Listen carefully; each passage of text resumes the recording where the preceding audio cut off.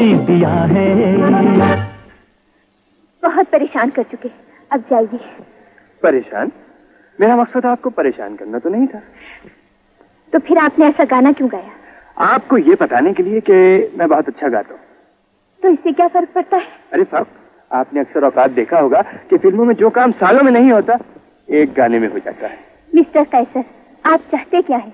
जी, मैं एक लड़की को चाहता हूँ जो इंतहाई जिद्दी और मकरूर है।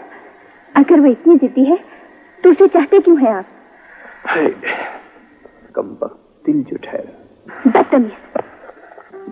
अरे नूरी आफ्ताब, मेरी बात तो सुन। क्यों अपनी नादान जवानी पर इतना जुल्म कर रही हो? क्या मतलब? मतलब ये कि तुमने बोझ उठा रखा है।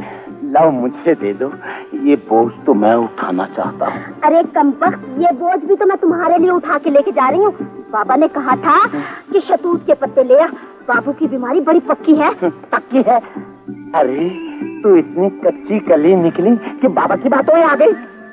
नादान, मेरी बीमारी का इलाज तो सिर्फ ये है कि हम दोनों में एक ऐसा रिश्ता कायम हो जाए। अरे तू तो फजूल बक बक करता है, मैं चल। ओह, मेरी पूरी बात तो सुन। देखो डार्लिंग, मैं तुमसे बहुत लंबा चौड़ा फ्यूचर प्रोग्राम बनाना चाहता हूँ। अरे क्या फीचर लगा रखी है, मुझे कुछ नहीं पता। ओह, मेरी बात तो सुन। कमबख्त, शादी की बात छेड़ो तो जमीन भी चिकनी हो जाती है। अच्छा चलो, ये गेम और गेम हारे हो भाई। कमजोर खिलाड़ी से खेलते हुए मजा नहीं आता। लगी फोन करने। हेलो कैसर।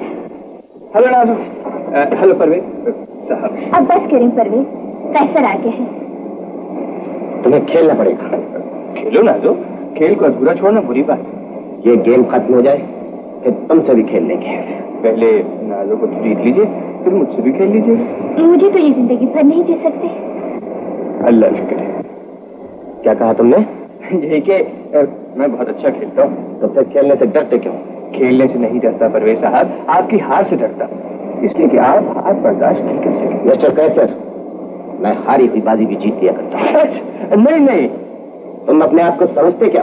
अरे तुम लोग तो मजाक में सीरियस हो गए हो। मजाक की भी कोई हद होती है नाज़ो।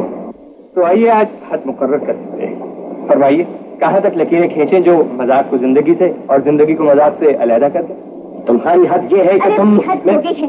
बड़ी मुश्किल से अंकल से पिकनिक की इजाजत दी थी और तुम दोनों ने मुंह सुझा लिया है। आइए मिस्टर परवेज, मुंह ठीक कर ले।